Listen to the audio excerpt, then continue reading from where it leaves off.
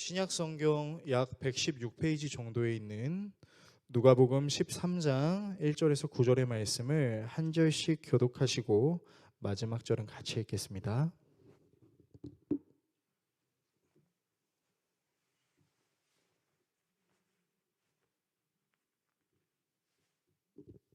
다 찾으신 줄로 알고 하나님 말씀 읽겠습니다. 그때 마침 두어 사람이 와서 빌라도가 어떤 갈릴리 사람들의 피를 그들의 제물에 섞은 일로 예수께 아뢰니 대답하여 이르시되 너희는 이 갈릴리 사람들이 이같이 해 받음으로 다른 모든 갈릴리 사람보다 죄가 더 있는 줄 아느냐. 너희에게 이르노니 아니라 너희도 만일 회개하지 아니하면 다 이와 같이 망하리라.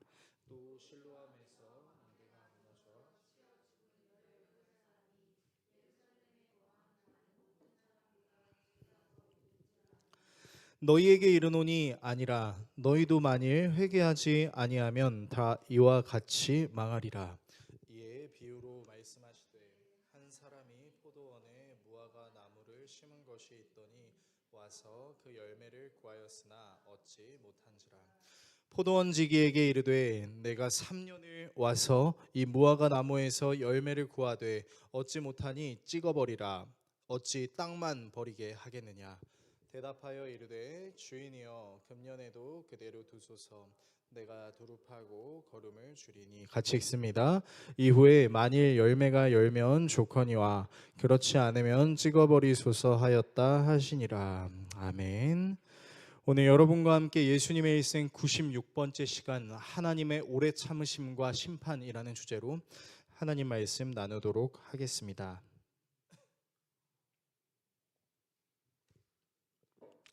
사랑하는 아내에게 프로포즈를 할 때 했던 말이 있습니다. 바로 손에 물은 묻혀도 눈에는 물을 묻히지 않겠다라는 약속이었습니다. 성도 여러분께 질문하겠습니다. 저는 정말로 이 결혼 생활 동안 한 번도 아내의 눈에 눈물을 맺히지 않게 해줬을까요? 여러분은 어떻게 생각하십니까? 잘 들었습니다. 여러분들이 마음속으로 뭐라고 하시는지 잘 들었어요.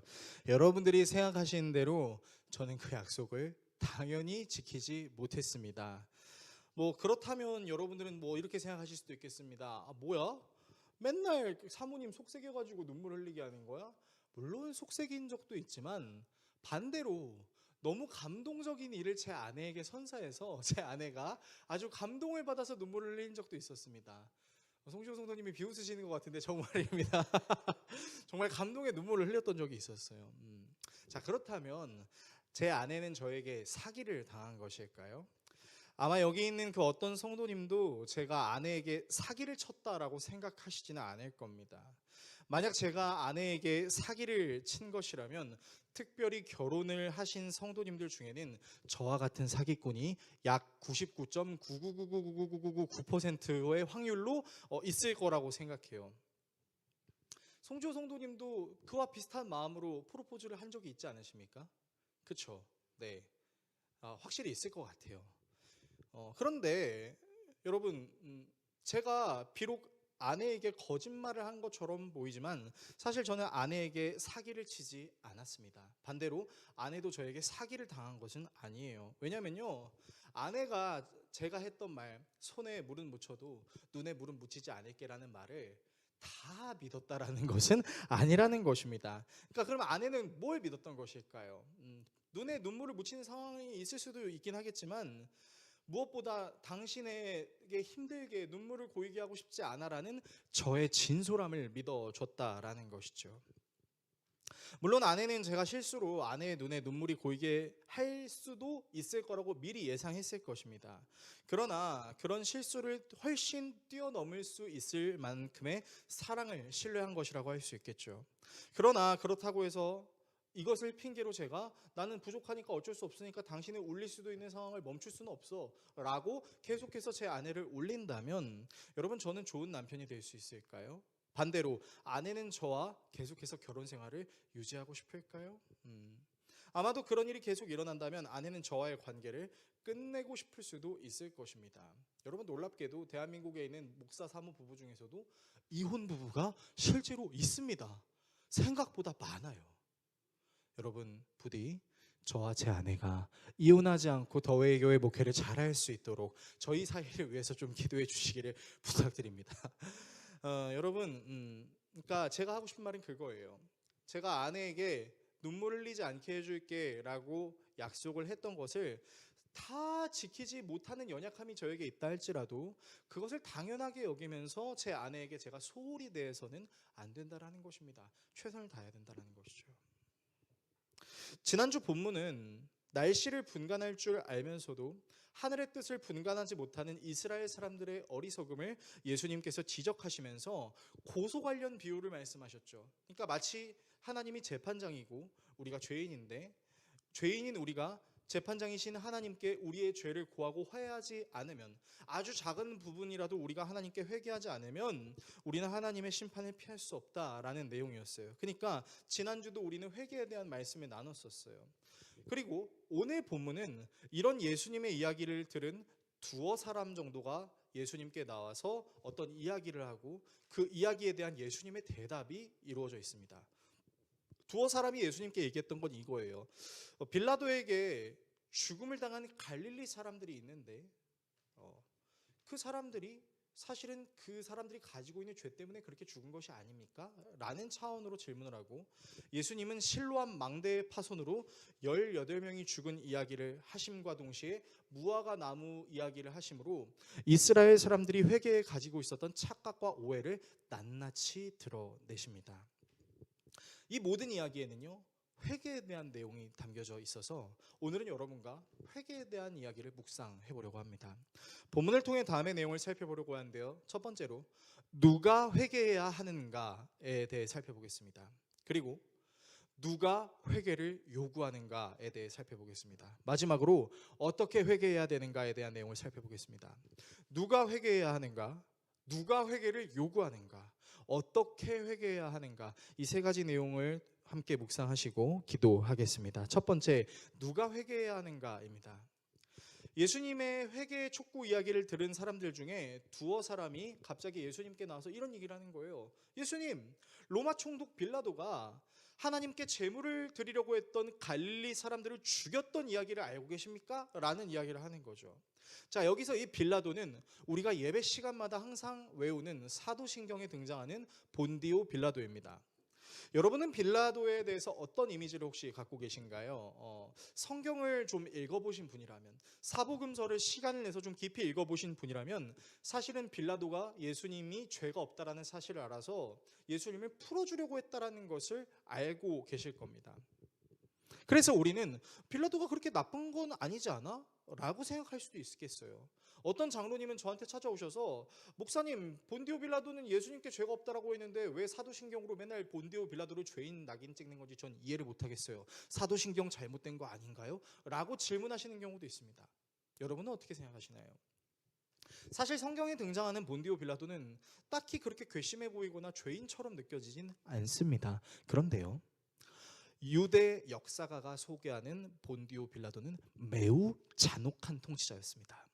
성경에 나와 있진 않지만 사실 본디오 빌라도는 유대인 학살 정책을 많이 펼쳐서 많은 이스라엘 사람들을 죽이는 사람이었어요. 특히 이 갈릴리라는 지역은 이방인의 잦은 지배로 인해서 혼합 종교와 제사가 성행하던 곳이었기 때문에 유대인의 입장에서는 굉장히 불편했습니다. 유대인들은 오직 믿는 분이 하나님인데 자꾸 그 하나님만 섬겨야 되는 지역에 다른 우상들이 생기니까 반발심이 생기지 않았겠어요? 그리고 그 반발심을 유대인들을 다스리던 로마 총독 본디오 빌라도에게는 눈엣 가시처럼 보였던 것이죠. 그래서 당시 유대 사회 속에 사람들이 인식하고 있었던 한 가지 사건이 있었는데, 그게 뭐였냐면 갈릴리의 사람들이 하나님을 예배하러 왔습니다. 근데 그 사람들을 본디오 빌라도가 다 죽여버린 거예요.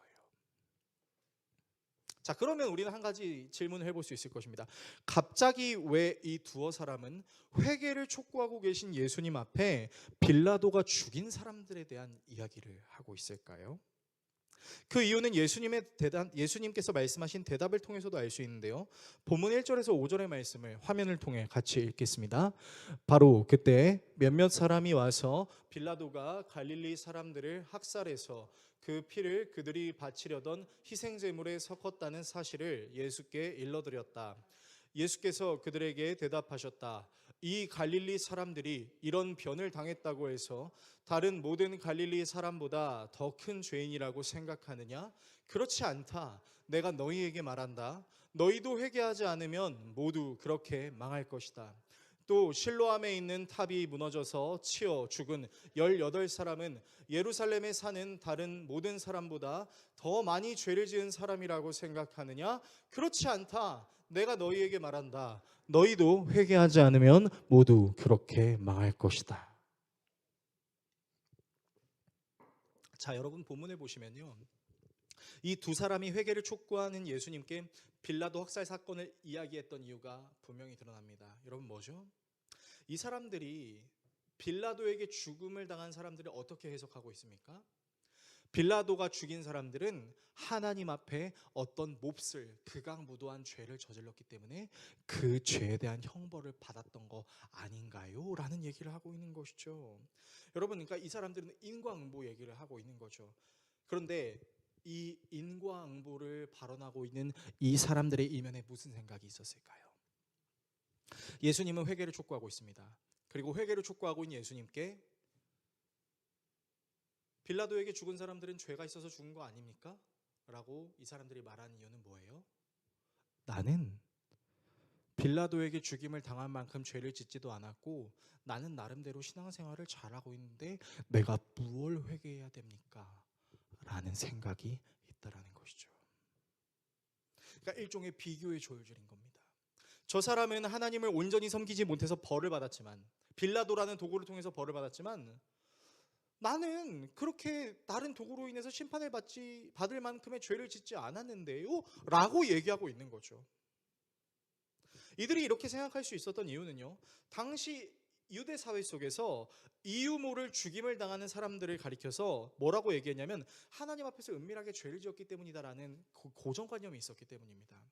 여러분과 함께 예수님의 일생을 계속해서 살펴보고 있지만 예수님과 예수님의 제자들이 길을 걷고 있다가 그러니까 세상에 태어났을 때부터 이제 일어나지 못한 사람이 있었어요. 근데 예수님의 제자들 중 몇 사람이 이런 질문을 하는 장면이 있습니다. 예수님, 저 사람이 일어나지 못하는 이유는 저 사람의 부모님의 죄 때문입니까? 라고 이야기를 하는 거죠.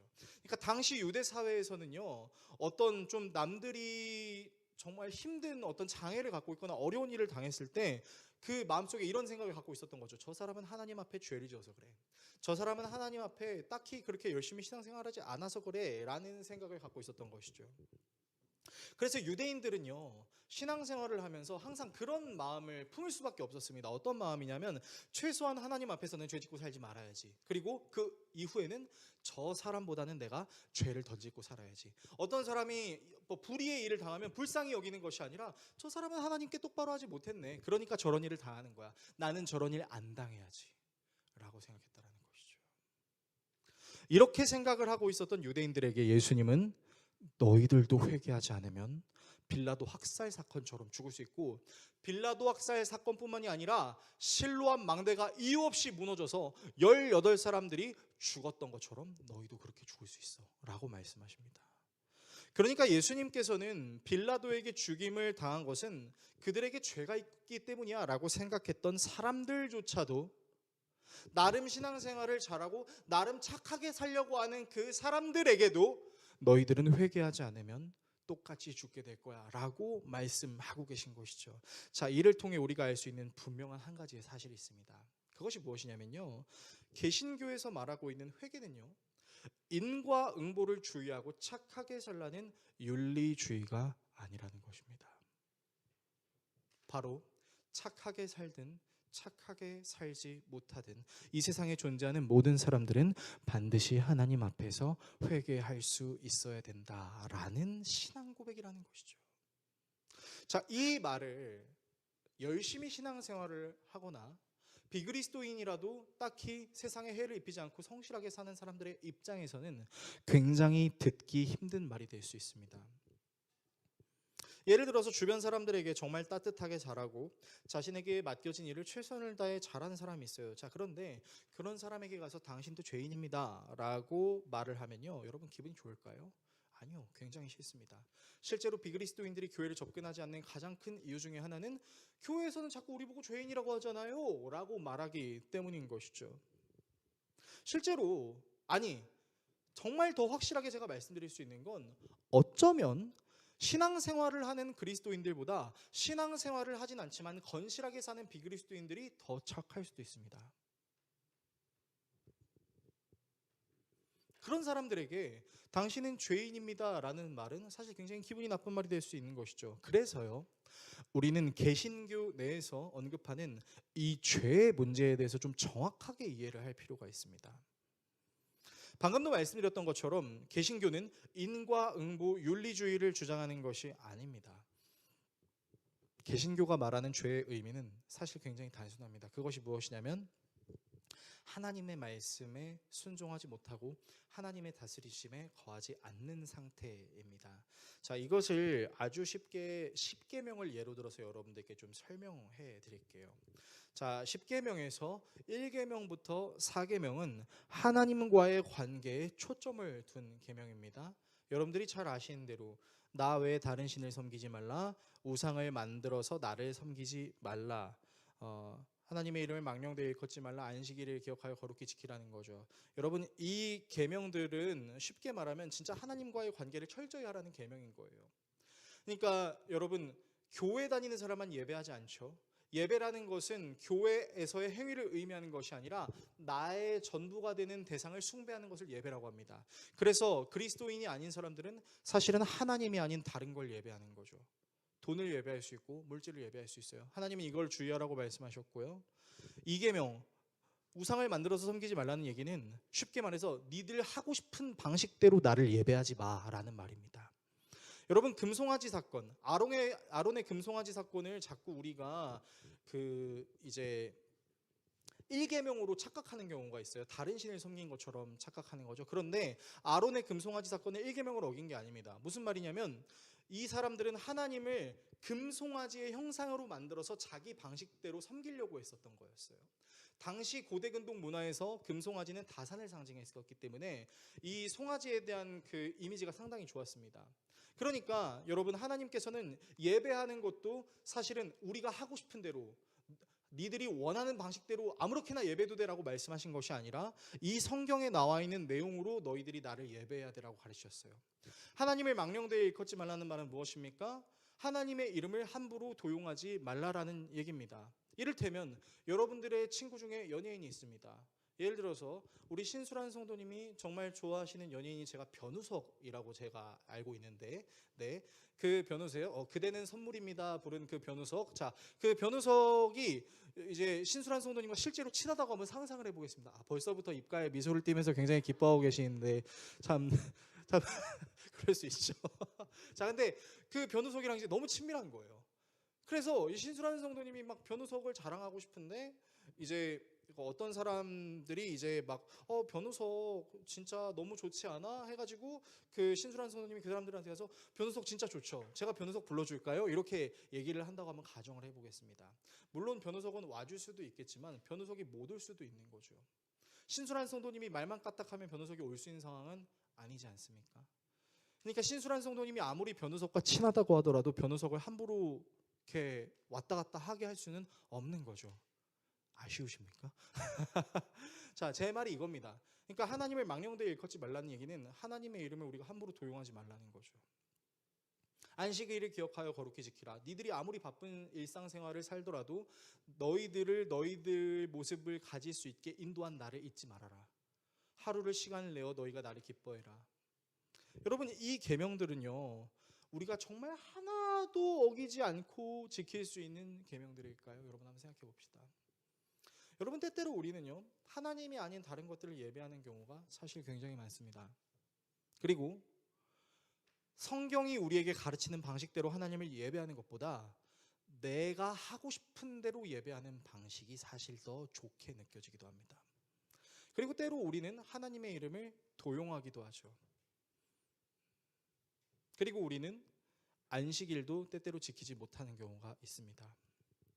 자, 그렇다면 5계명부터 10계명까지는 사람과 사람과의 관계를 두고 있는 계명이죠. 자, 살인하지 말라, 내 부모를 공경하라, 살인하지 말라, 간음하지 말라, 도적질하지 말라. 저 잘 지킬 수 있어요. 다 그렇게 얘기합니다. 정말 그럴까요? 그 다음 계명은요, 내 이웃의 것을 탐내지 마라입니다. 근데 여러분 5계명부터 7계명까지는요, 8계명까지는요, 이제 그 어떤 행동에 대한 계명이다 보니까 우리가 이걸 잘 지킬 수 있을 거라고 생각해요. 자, 근데 탐내지 말라는 행동의 영역입니까? 마음의 영역입니까? 여러분, 마음의 영역입니다. 여러분, 근데요, 이 마음의 영역을 사람들이 얼마나 컨트롤하는 게 어려운지 알고 계시지 않습니까? 여러분들은 여러분들의 마음을 다 컨트롤하실 수 있겠습니까? 저는 그런 사람은 이 세상에 존재하지 않는다고 생각합니다. 오죽하면 세상 사람들도 나도 나를 모르는데 네가 나를 알겠어? 라는 노래를 부르면서 그렇게 자기 자신을 모른다라는 것을 이야기하죠. 여러분, 마음의 문제는요, 진짜로 우리가 컨트롤하기가 너무나 어렵습니다. 어떤 작가는 죽고 싶지만 떡볶이는 먹고 싶다라고 말하는 책을 쓰기도 했습니다. 여러분, 그 책 혹시 읽어보셨는지 모르겠는데 그 책이 진짜 공감되는 포인트가 되게 많아요. 상황이 되게 심각하고 되게 힘든데 마치 굶주림에 시달리고 있는 짐승과 같은 느낌으로 또 먹고 싶은 게 떠올라요. 그럼 여러분은 그런 먹고 싶은 게 떠오른 여러분이 되게 한심스럽다고 생각해 보신 적 혹시 있지 않으십니까? 저만 그런가요? 저는 그런 생각이 되게 많이 듭니다. 아내랑 막 다투고 있다가도 갑자기 치킨이 먹고 싶은 생각이 들기도 합니다. 제가 이렇게 얘기하면 뭐 목사가 어떻게 저런 말을 할 수 있지라는 생각을 하실 수 있겠지만, 뭐 예를 들어서 아내랑 막 다투고 있는데 이제 치킨 광고에 막 치킨 속에 치즈가 들어있어서 치즈가 쭉 늘어나는 장면을 보면 먹고 싶을 수 있는 거죠. 여러분, 사실 10계명을 좀 제대로 보고 깊숙이 묵상해 본 사람들이 너도 나도 정직하게 고백하는 게 있습니다. 그게 뭐냐면요, 이건 내가 내 힘으로 지킬 수 있는 게 아닌데 라는 생각입니다. 설교서도에도 이야기했죠. 손에 물은 묻히지만 눈에 눈물을 묻히지 않겠다. 제 아내는 알고 있었어요. 뭘요? 저 인간이 그래도 나를 속상하게 해서 눈에 눈물 묻히게 할 수 있는 순간이 분명히 있을 것이다라는 것을 알았어요. 그렇지만 받아줬다라는 것이죠. 제가 안 그럴 거라는 것 때문에 받아준 게 아니라 그럼에도 불구하고 저를 사랑하기 때문에 받아준 거죠. 10계명으로 제가 이런 얘기를 하니까 좀 너무 교회적인 거 아닌가요? 라고 물으실 수 있는 분이 계실 수 있으니까 그러면 세상적인 개념으로 한번 설명해 드리도록 하겠습니다. 자, 고용계약서의 관점에 대해서 여러분 한번 설명해 드릴게요. 자, 사장과 직원의 계약이 있다고 한번 생각해 보겠습니다. 자, 그렇다면 이제 사장이 직원에게 여러 가지 근무 조건들을 이제 기입한 근로계약서를 이제 제공을 합니다. 그리고 마치 부동산 특약 마냥 예외 사항까지 딱딱딱딱 해서 줬어요. 자, 그러면 직원은 그 고용계약서를 받고 사인을 했을 때 나는 여기에 있는 모든 근로계약서의 조항들을 하나도 어기지 않고 다 지킬 수 있어 라고 생각은 할 수 있겠지만, 인생을 살면서 이 직원이 사장에게 의도치 약속했던 모든 근로계약을 하나도 빠짐없이 다 지킬 수 있을까요? 저는 절대 그럴 수 없다고 생각합니다. 예를 들어 볼까요? 자, 우리 박수정 성도님이 진짜 멀리 이제 근무를 하고 계시잖아요. 100곳에서 사는데 종로에서 일을 해요. 근데 이제 그 자가용도 안 끌고 다니고 이제 대중교통, 이제 소위 말하는 이제 BMW를 타고 다니는 우리 성도님이십니다. 네. 버스, 메트로, 워크. 네. 그 이제 세 가지 이제 그렇게 걸어 다니면서 또 지하철 타면서 버스 타면서 이제 다니는데, 자, 박수정 성도님이 제 시간에 나왔어요. 근데 갑자기 서울 메트로에서 파업 조치를 취해버린 겁니다. 그래서 지하철이 운행을 안 해요, 갑자기. 그래서 박수정 성도님이 내려서 택시를 타려고 택시를 탔습니다. 근데 하필 종로로 가는 그 길목이 출근길 때문에 엄청 막혀 있는 겁니다. 근데 그래서 박수정 성도님이 그런 사유 때문에 회사에 늦게 왔어요. 근데 거기 있는 사장님이 당신은 지각을 했고 우리 근로계약서에는 지각을 하면은 그 월급의 일부분을 떼가는 조항이 있으니 그대로 실천하겠습니다라고 얘기한다면 박수정 선생님 그 회사 다닐 거예요? 안 다녀요.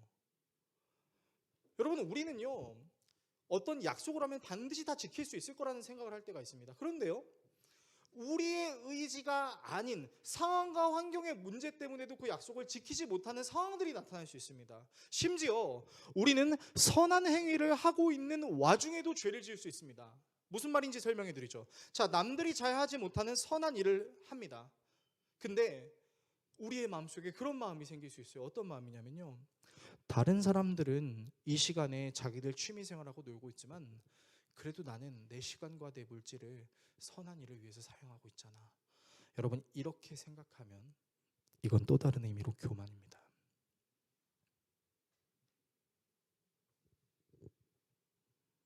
즉, 성경이 말하는 죄의 개념은요, 윤리적인 개념을 넘어서서 하나님의 다스리심을 벗어난 인간은 절대로 완전할 수 없다라는 것을 의미하고 있는 것이죠. 그리고 인간이 절대로 완전할 수 없는 이유는 무엇입니까?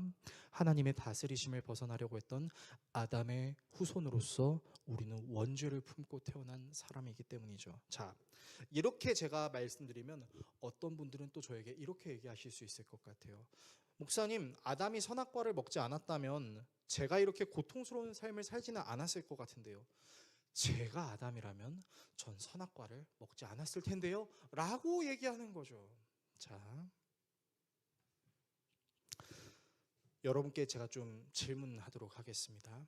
자, 여러분 중에는 저들을 포함해서 내가 아담이라면 나는 선악과를 안 먹었을지도 몰라라고 생각하는 깜찍한 생각을 하시는 분들이 계실 수도 있을 것 같습니다. 자, 그러면 제가 이렇게 예를 들어 드릴게요. 자, 여러분들이 콧물이 흐릅니다. 그래서 코를 풀려고 주머니에서 수건을 꺼내는 게 아니라 5만 원짜리 지폐를 꺼내는 거죠. 그래서 5만 원짜리 지폐를 꺼내서 행 하고 코를 푼 다음에 그 5만 원을 세탁하지 않고 쓰레기통에 그냥 버리는 겁니다.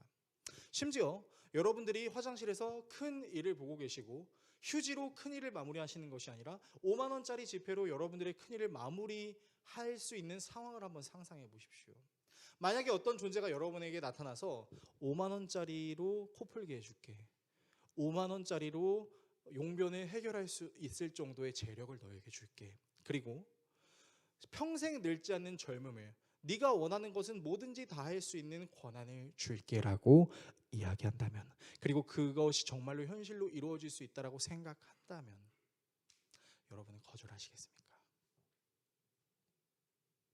여러분은 아니요, 난 그거 필요 없어요 라고 얘기하실 수 있는 분이 계실까요? 저는 단언컨대 그런 사람은 존재하지 않을 거라고 생각합니다. 여러분, 목사인 저도요, 제가 지금까지 태어나서 로또를 딱 한 번 사봤거든요. 근데 제가 이 로또를 어떻게 샀는지 아세요? 아주 철저하게 전국에서 1등이 가장 많이 나온 그 복권 판매점이 어딘지, 특별히 안산 시흥에서 복권 1등이, 2등이, 3등이 제일 많이 나온 것이 어딘지, 심지어 그들이 복권을 산 시간대가 몇 시간대인 것인지를 제가 다 고려해서 복권을 사고요, 그 복권을 제 성경책 옆에다 놨었습니다. 그리고 제가 이렇게 기도했죠. 하나님, 솔직히 말해서 당첨될까 봐 두렵습니다. 제가 태어나서 복권을 처음 사보는데, 제가 이 복권을 샀는데 사실은 하나님을 의지하지 않고 제 일평생을 부족하지 않게 살게 해줄 이 돈을 숭배할까 봐 제가 두렵습니다 라고 제가 기도하며 성경책 옆에 복권을 놔뒀었어요. 여러분, 그리고 복권 그 발표 날 여러분 6개의 번호랑 그 보너스 번호 하나 있잖아요. 여러분, 진짜 놀라운 결과가 나타났습니다. 번호 하나도 안 맞았어요. 1번부터 6번까지 심지어 보너스 번호까지 하나도 안 맞았어요. 그러니까 하나님이 어림없는 소리 하지 말라고 저한테 말씀하시는 것처럼 느껴진 거죠. 여러분, 하나님의 말씀을 증거하는 저도요, 복권 한 장 놓고 그렇게 기도하고 연약해하는 그런 사람인데, 만약에 여러분에게 모든 것을 다 다스릴 수 있고 모든 것을 다 할 수 있는 권한을 준다고 하면 우리가 그걸 거절할 수 있을까요? 그리고 연좌제라고 생각하시는 분들도 계실 수 있겠지만, 여러분, 사실 어떻게 보면 연좌제는 사실 당연한 겁니다. 왜요? 대표의 존재를 통해서 우리가 누리는 것들이 있지 않습니까? 그러니까 대표의 존재를 통해서 우리가 감사하게 누릴 수 있는 게 있으면, 반대로 대표가 실수해서 맞닥뜨리게 되는 결과를 우리도 맞이하게 될 수 있다라는 것이죠. 우리가 대한민국에 살면서 대한민국 정부의 영향을 받고 있는 것처럼 우리는 이득을 보는 부분도 또 손해를 보는 부분도 생길 수 있고, 이 모든 것을 감당해야 될 의무가 있다는 것이죠. 그래서요, 여러분, 성경은 우리에게 뭐라고 얘기하냐면 고린도전서 15장 22절에서 우리가 아담 때문에 원죄를 가졌어라고 말하지 않고 사도 바울은 아담 안에서 죽었다라고 이야기합니다. 왜냐하면 아담이 가지고 있었던 그 모든 고난은 사실 아담이 계속해서 순종하는 삶을 살았다면 우리에게도 고스란히 전가될 수 있는 하나님의 은혜였기 때문이라는 것이죠. 그래서 정리하면 여러분, 누가 회개해야 되는가라는 질문 앞에서 우리는 떳떳하게 잘 살고 딱히 죄를 안 짓는 사람은 회개할 필요가 없어? 라고 말하는 사람들 앞에서도 아니야, 우리는 사실 원죄의 영향을 사로잡혀 완전할 수 없는 존재이기 때문에 우리 모두가 사실은 하나님께 회개해야 돼 라고 말하고 있는 것이 오늘 본문의 내용이라는 것이죠. 두 번째, 누가 회개를 요구하는가입니다. 예수님은 유대인의 심리 속에 있었던 그 교만하고 악한 마음, 빌라도에게 죽은 사람들, 실로암 망대에 죽은 사람들은 죄가 있어서 죽은 것이지만 나는 그렇지 않아 라고 오해하고 있는 사람들의 심리를 파헤치고 모든 사람들이 하나님 앞에서 회개해야 된다는 사실을 말씀하신 뒤에 무화과 비유에 대한 말씀을 하십니다. 본문 6절에서 9절을 화면을 통해 같이 읽겠습니다. 예수께서는 이런 비유를 말씀하셨다. 어떤 사람이 자기 포도원에다가 무화과 나무를 한 그루 심었는데 그 나무에서 열매를 얻을까 하고 왔으나 찾지 못하였다. 그래서 그는 포도원 지기에게 말하였다. 보아라, 하고 왔으나 열매를 본 적이 없다. 찍어버려라. 무엇 때문에 땅만 버리게 하겠느냐. 그러자 포도원 지기가 그에게 말하였다. 주인님, 올해만 그냥 두십시오. 그동안에 내가 그 둘레를 파고 거름을 주겠습니다. 그렇게 하면 다음 철에 열매를 맺을지도 모릅니다. 그때에 가셔도 열매를 맺지 못하면 찍어버리십시오. 자, 말씀을 자세히 보시면요, 무화과 나무가 등장하는데 이 무화과 나무는 당시 이스라엘에서 볼 수 있는 3대 나무 중에 하나였습니다. 하나는 올리브 나무로 불리는 감람나무, 하나는 포도나무, 그리고 하나는 이 무화과 나무죠. 자, 이 무화과 나무는 따로 파종하지 않고 다른 나무에 같이 심어도 열매를 맺는 나무였습니다. 그래서 포도원지기는 포도나무만 기르는 것이 아니라 무화과 나무도 같이 길렀어요. 이 무화과 나무는 처음에 심으면 1년의 시간을 기다린 후에 2년 차부터 열매를 맺기 시작한 나무였습니다. 1년에 최소 2번에서 3번 정도의 열매를 맺는 나무예요. 그러니까 2년 차에 접어들면 열매가 생겨야 되는 이 무화과 나무가 3년이 지나도 생기지 않는 겁니다. 주인의 입장에선 사실은 이 무화과 나무 자체가 좋지 않은 나무라고 생각해서 뽑아내버리고 싶겠죠. 오늘 본문을 자세히 보시면 이 주인이 포도원 지기를 탓하지는 않고 있습니다. 그러니까 이 포도원 지기는요, 사실 게으르거나 무책임하게 무화과 나무를 기른 사람은 아닌 것으로 보여요. 그러니까 포도원 지기는 자기의 할 일을 잘 했는데 3년이 지나도 무화과 나무에 열매가 맺히지 않으니까 뽑자라는 것이죠. 그러니까 포도원 지기는 자기의 역할을 나름 하긴 했지만 이 주인이 무화과 나무를 뽑아버리려고 하면 그 주인을 말리고 자기가 한 번 더 케어해 보겠습니다 라고 말하는 장면이죠. 자, 어떤 신학자들은 이 비유를 보면서 주인은 성부 하나님, 포도원지기를 성자 예수님으로 해석하려는 경향이 있습니다. 언뜻 보면 그렇게 느껴지죠. 마치 성부 하나님이 모든 것을 다 심판하려고 하시는데 성자 예수님이 심판을 거두어 주십시오, 저를 봐서 거두어 주세요 라고 말하는 것처럼 느껴지는 거죠. 그런데 이런 해석은 개인적으로는 좀 옳지 않다라는 생각이 듭니다. 왜냐면요, 사실 구약 성경을 자세히 보시면 성부 하나님께서도 참으시는 장면들이 굉장히 많이 나옵니다. 대표적으로 요나서가 좀 그런 예시가 될 수 있을 것 같아요. 하나님이 요나에게 명령하시잖아요.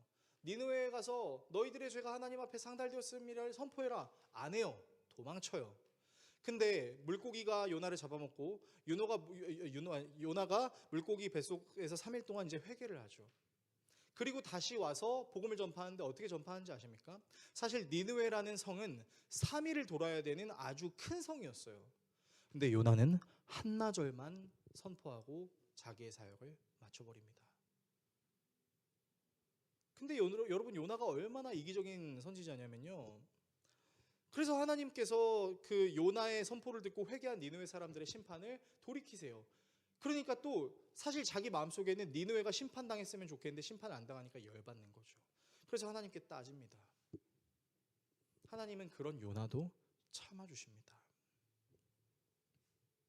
그렇기 때문에 성부 하나님은 심판만 하시고 성자 예수님은 기다려준다라는 해석은 제가 봤을 때는 옳은 해석 같지는 않습니다. 사실은 성부 하나님도 성자 예수님도 다 그 죄인을 기다리는 그 마음이 있는 거죠. 갈라치기 하는 건 옳지 않은 것 같아요. 그렇다면 여러분, 이 비유, 이 무화과 나무 비유가 말하고 있는 것이 무엇일까요? 여기서 우리는 자꾸 포도 얹기는 누굴까?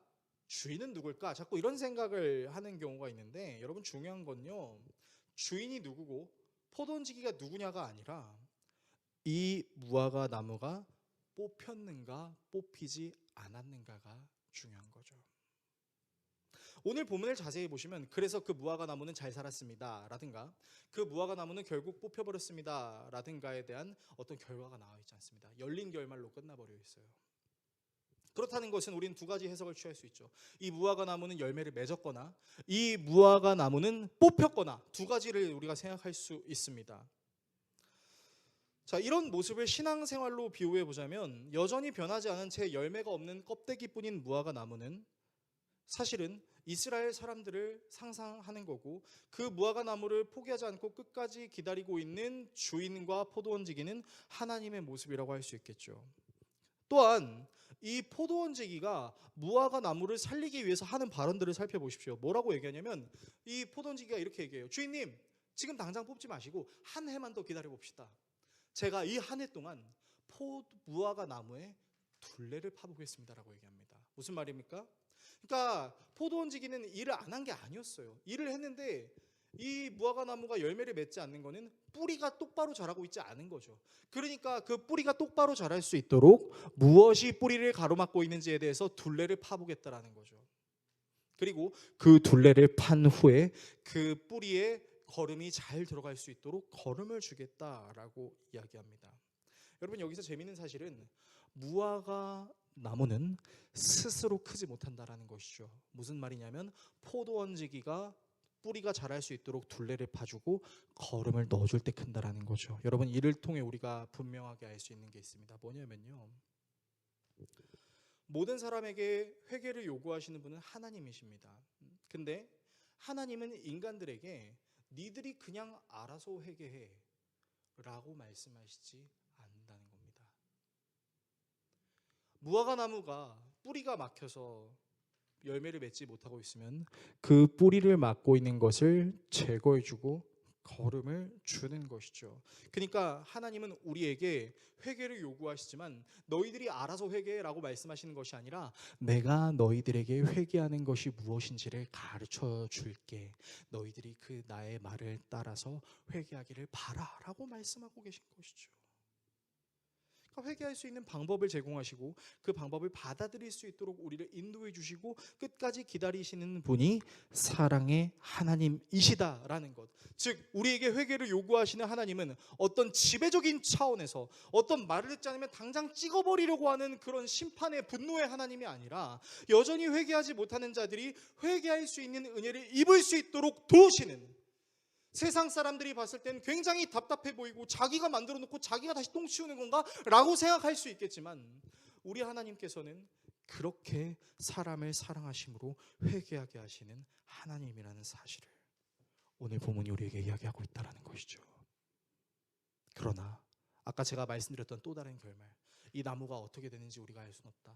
열매를 맺었을 수도 있고 열매를 맺지 못했을 수도 있다라는 말은 이런 하나님의 은혜에도 불구하고 결국 하나님의 구원을 받지 못하는 자들도 생길 수 있다는 것을 오늘 본문이 이야기하고 있다는 것입니다. 세 번째, 어떻게 회개해야 되는가입니다. 자, 오늘의 말씀을 우리의 삶에 어떻게 적용해야 될까요? 저는 두 가지를 여러분들께 말씀드리고 오늘 설교를 마무리하려고 합니다. 첫 번째는요, 우리의 회개에도 하나님의 은혜가 필요하다는 것을 기억해야 된다는 것입니다. 우리는 회개를 자꾸 이렇게 생각하는 경우가 있습니다. 어떤 일종의 사건을 떠올려요. 아, 내가 이 사건에서 이런 잘못을 했기 때문에 이런 결과가 나타났구나. 다시는 내가 이런 결과를 맞이하지 않을 수 있도록 내가 이제부터는 이런 실수를 하지 않을 거야 라고 생각해요. 그런데 말입니다, 이런 실수를 다시는 저지르지 않겠다라는 마음가짐 자체는 상당히 좋은 마음이지만 여러분, 그 마음을 실천으로 옮기는 거는 너무나 어려워요. 진짜 어려워요. 그리고 그것을 실천하려고 할 때 여러분 사실 우리는 좀 어느 정도 지독한 마음을 갖고 해야 됩니다. 마치 사업을 할 때도 돈독이 오른 사람처럼 진짜 최선을 다해 사업을 해야 되는 것처럼 열심히 해야 되는데 그 열심히 하는 것마저도 아까 말씀드렸던 것처럼 상황과 환경이 받쳐주지 못하면 쉽지가 않아요. 그리고 어떤 우리가 결심을 했을 때 그 결심에 상응하는 결과가 당장 딱 나타나면 우리는 성과를 얻었다는 사실에 굉장히 기뻐할 수 있습니다. 그래서 사람들이 멘탈을 잡으려고 할 때 가장 많이 하는 행동이 뭔지 아세요? 운동이에요. 왜냐? 운동은 수학과 같이 정직하거든요. 내가 조금 운동하면 그 운동에 대한 결과값이 확실히 나와요. 살을 빼려는 다이어트는, 근육을 늘리려는 헬스는 정말 우리 눈에 보입니다. 그런데 우리의 영적인 생활은 사실 우리의 눈에는 그렇게 잘 보이진 않아요. 그러니까 어떻게 생각해요? 내가 결심했어요. 근데 그 결심에 대한 어떤 상응하는 결과가 당장에 나타나지 않기 때문에 내가 잘하고 있는 게 맞나? 라는 의구심에 빠질 때도 있습니다. 그리고 또 이런 경우도 있어요. 내가 다시는 실수하지 않아야지라고 다짐해요. 내가 다시는 정말 믿는 사람으로서 이런 행동을 하지 않을 거야. 여보 지켜봐줘. 내가 다시는 그런 행동을 하지 않을게. 혹시라도 내가 실수하면 당신이 나의 실수를 지적해줘라고 뭐 약속을 하기도 해요. 근데 되게 웃기는 게 뭔지 아세요? 분명히 사랑하는 남편이나 아내나 친구한테 내가 다시는 이런 실수하지 않을 테니까 실수하면 지적해줘라고 얘기를 했습니다. 그래서 이제 삶을 살아가다가 내가 실수를 했어요. 그래서 남편이 그러는 겁니다. 하지 말라며. 지적했다. 그리고 친구가 얘기합니다. 안 한다며. 돈 내놔. 이렇게 얘기해요. 그러면 여러분 그 사람이 나의 실수를 지적해줘서 정말 고마워. 바보 같은 녀석. 왜 그런 실수를 했지? 라고 생각할까요? 여러분 인간이 얼마나 간사한지 아십니까? 지적하면요 미워요. 갑자기 논점이 달라져요. 근데 왜 내 편 안 들어줘? 라는 식으로 이제 바뀌기도 해요. 그리고 지적해주면 고마움을 느끼긴 하지만 한편으로는 되게 싫습니다. 좀 그냥 넘어가주면 안 돼? 라는 생각이 들기도 합니다. 제가 오늘 그랬어요. 사실은 교회에 좀 일찍 오려고 했는데 제가 원하는 시간대가 되지 않아서 주변에 살폈습니다. 그리고 파란불이 아닌데 제가 그냥 가버렸어요. 근데 오늘도 어김없이 저는 대한민국을 수호하는 민중의 지팡이 분들께 걸렸습니다. 여러분 그 경찰이 얼마나 대단한지 제가 지하주차장으로 들어오거든요. 근데 그 지하주차장까지 똑같이 따라와가지고 제 앞에서 사이렌을 켜는 거예요. 저 진짜 여고괴담 귀신이 나온 것처럼 너무 깜짝 놀라서. 근데 제가 잘못한 거 맞잖아요. 제가 그 신호 위반을 했으니까. 사실 아내한테 얘기 못 했는데 이따 아내한테 혼날 것 같은데 벌금이 6만 원이라는 거예요. 그래서 제가 막 너무 막 오늘 하나님께 예배해야 되는 아주 귀한 날인데 막 마음이 너무 힘든 겁니다. 근데 제가 잘못했잖아요. 신호 위반 제가 한 거 맞잖아요. 제가 잘못한 거예요. 그래서 제가 어떻게 얘기를 했냐면 저기 진짜 오늘 급한 일이 있어서 그랬는데 제발 선처 좀 해주시면 안 될까요? 했는데 3만 원을 깎아줬어요. 그래요. 그래서 하나님이 주일이라서 3만 원 깎아주신 건가라는 생각이 들면서도 그 마음속에 어떤 마음이 동시에 들었는지 아십니까? 그냥 좀 다 깎아주면 안 돼? 그냥 넘어가주면 안 돼? 여러분 사람이 이래요. 제 아내가 저를 용서해주는 은혜가 있기를 오늘 간절히 바라는 마음으로 얘기를 하는 건데 여러분 그래서요 우리는 우리의 죄를 지적해달라고 얘기했음에도 불구하고 그 사람이 죄를 지적하면 화를 냅니다. 그리고 어떤 차원에서는 회개를 하는 과정이 너무 힘들어서 그냥 회개하는 삶을 포기해버리는 게 낫지 않을까라고 생각을 하는 경우도 있습니다. 제가 그런 성도님들을 진짜 많이 봤습니다. 목사님 제가 이제는 좀 변화된 삶을 살아보려고 해요 하고 자기의 힘을 자꾸 의지해요. 그리고 자기의 힘으로 되지 않으니까 저한테 뭐라고 말하냐면 목사님 저는 안 될 놈인가 봐요. 저 그냥 신앙생활 포기하겠습니다. 같이 기도하자고 했는데 기도는 안 하고 자꾸 자기 힘만 내세우다가 결국 그렇게 튕겨나가는 경우를 허다하게 많이 봤어요. 여러분 회개는요 사실은 내 스스로 할 수 있는 게 아니라 하나님의 은혜가 필요한 겁니다. 내 죄를 받아들일 수 있게 하시는 은혜, 그 죄를 내 힘으로 해결할 수 없어 하나님을 찾게 하시는 은혜, 그 은혜들이 필요한 것이죠. 그리고 그 은혜로 하나님께서 우리는 예수 그리스도를 보내주신 것이죠.